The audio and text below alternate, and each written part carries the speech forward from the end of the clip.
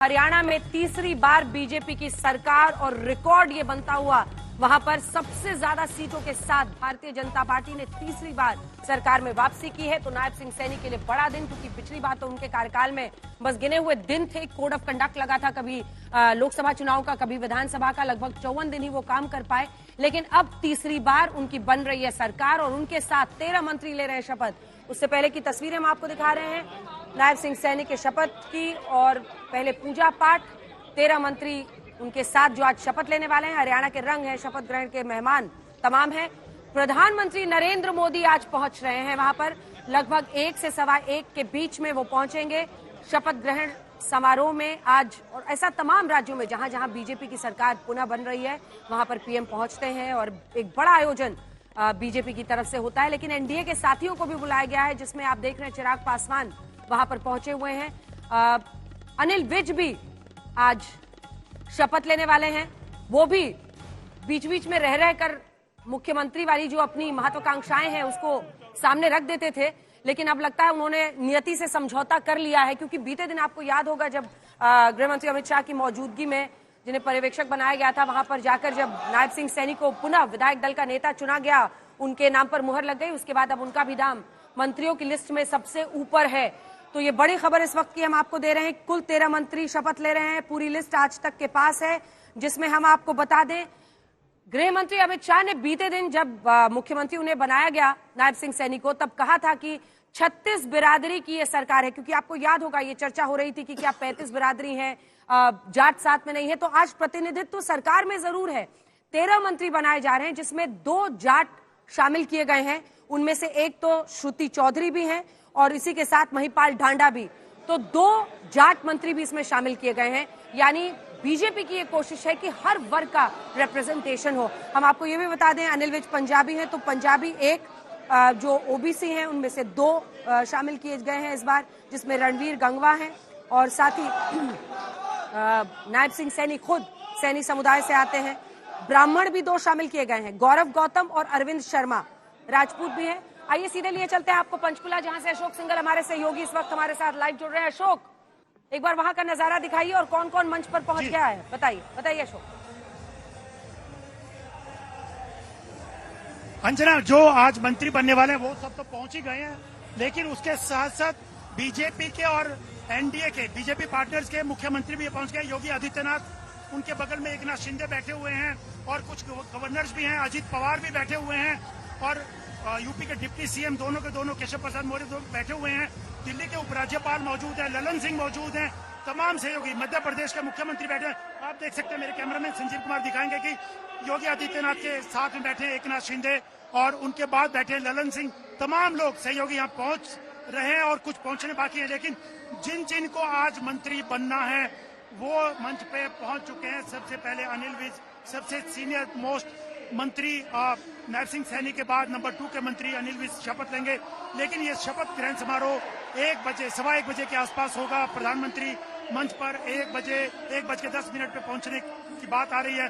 और आप देख सकते हैं कि तमाम सहयोगी दल एनडीए के, बीजेपी के यहाँ मौजूद है। योगी आदित्यनाथ देखिए अभिवादन स्वीकार करते हुए लोगों का, जब योगी आदित्यनाथ यहाँ पर पहुंचे तो तमाम लोगों ने उनके स्वागत में अभिवादन नारे लगाए और उनका स्वागत किया।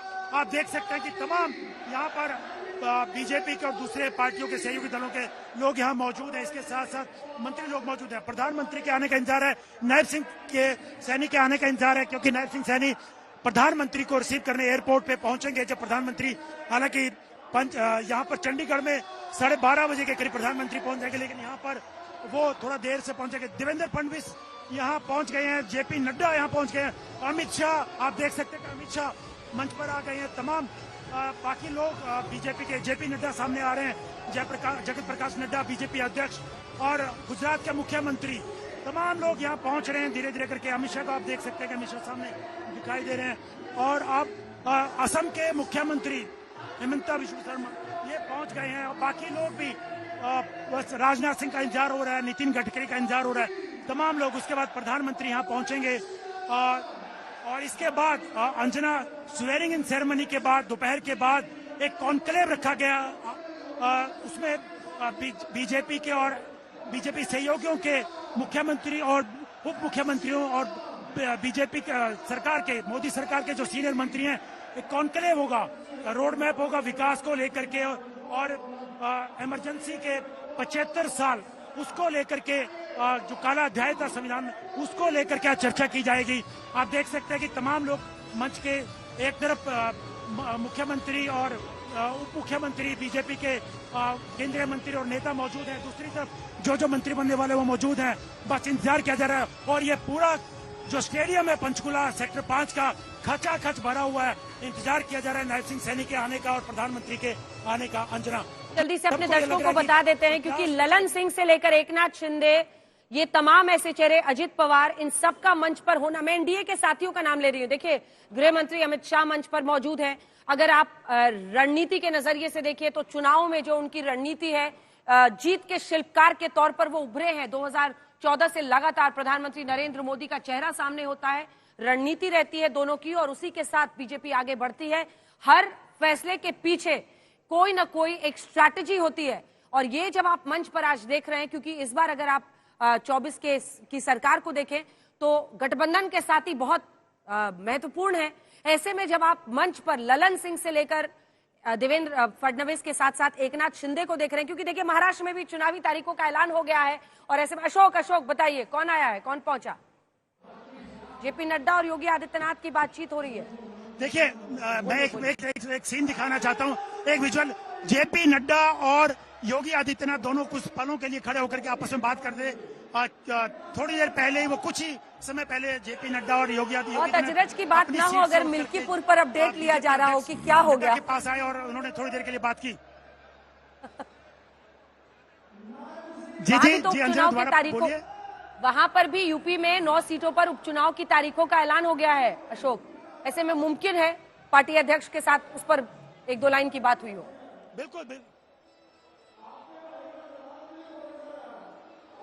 देखिए, पार्टी की स्ट्रेटेजी और चुनावों को लेके तो अलग से इनकी मीटिंग होती है। पिछले दिनों यूपी को लेकर बैठक हुई थी, जिसमें खुद योगी आदित्यनाथ, दोनों डिप्टी सीएम, वहां के स्टेट प्रेसिडेंट वो मौजूद हुए थे, और पार्टी के प्रभारी जो यूपी के वो मौजूद थे, जेपी नड्डा मौजूद थे।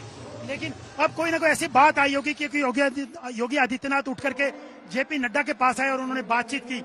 आप देख सकते हैं कि मैं आपको दिखाना चाहता हूं किस सीक्वेंस में बैठे हुए हैं। आप देखिए, राजनाथ सिंह की कुर्सी अभी खाली है, राजनाथ सिंह आए नहीं है।